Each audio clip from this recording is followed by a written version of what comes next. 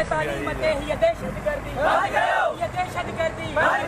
ना मंजूर ना मंजूर ना मंजूर ना मंजूर ना मंजूर ना मंजूर ना मंजूर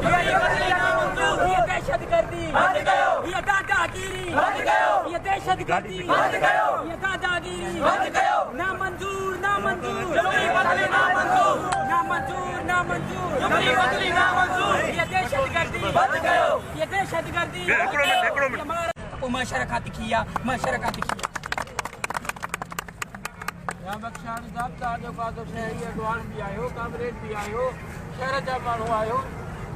एक हफ़्ते खां जो पासो सचल कॉलेज जो माहौल उल्टो बिगड़ी पियो आहे उस्ताद मोहम्मद अतर हज़रा खे बदली खां पोइ जंहिंमें नज़र अचे पियो त शागिर्द हुजनि या शहरी हुजनि या वालदेन हुजनि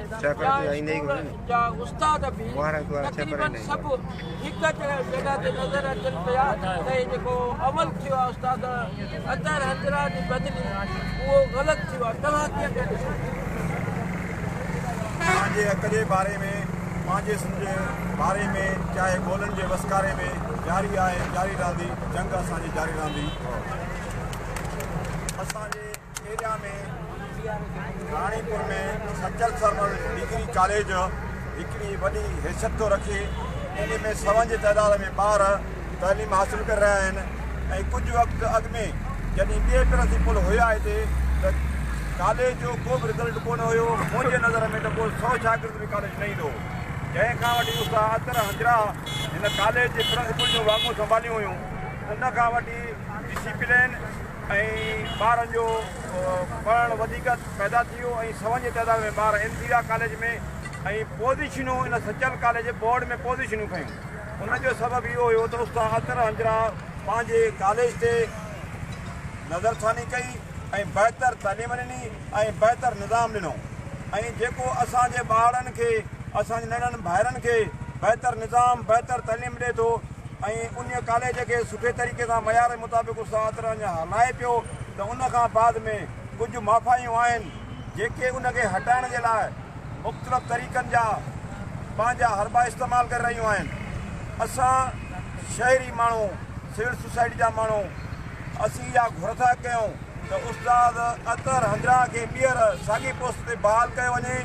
राणीपुर ऐं उनजे पस्त किरदाईअ जी जेका तइलीम आहे उन जेको मुआशी क़तल आहे उहो बंदि कयो वञे ऐं ॿारनि खे तइलीम ॾिनी वञे असां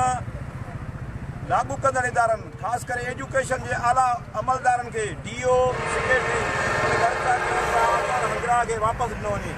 जेकॾहिं ईअं नथो अमल थिए CM ताईं बि असां अर्ज़ु था कयूं त उस्ताद अतर हज़रा खे वापसि साॻी सीट ते रखियो वञे न त ॿी सूरत में असां हिननि शागिर्दनि सां गॾिजी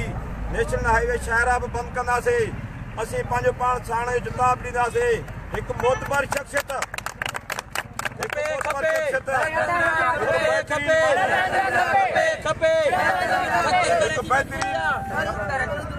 ये दहशतगर्दी बंद कयो ये दहशतगर्दी बंद कयो ये ॾाढो जुबर बंद कयो बेहतरीन इंसान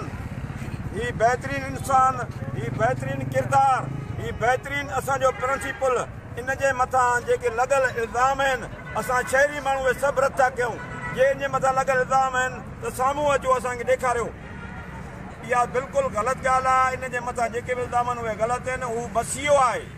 ऐं हू इंसान दोस्त आहे बचनि खे तइलीम ॾियण थो चाहे तंहिंजे करे हुनखे ॿीहर डिग्री कॉलेज सचल कॉलेज में बहाल कयो वञे ॿी सूरत में असीं पाण बि साड़ींदासीं एहतजाज बि कंदासीं रोड बि बंदि कंदासीं चाहे असांजे मथां जेके बि हुकूमत करिणो उहो करे वञे इन जे ॿाहिरि ई ताईं एहतजाज जारी रहंदो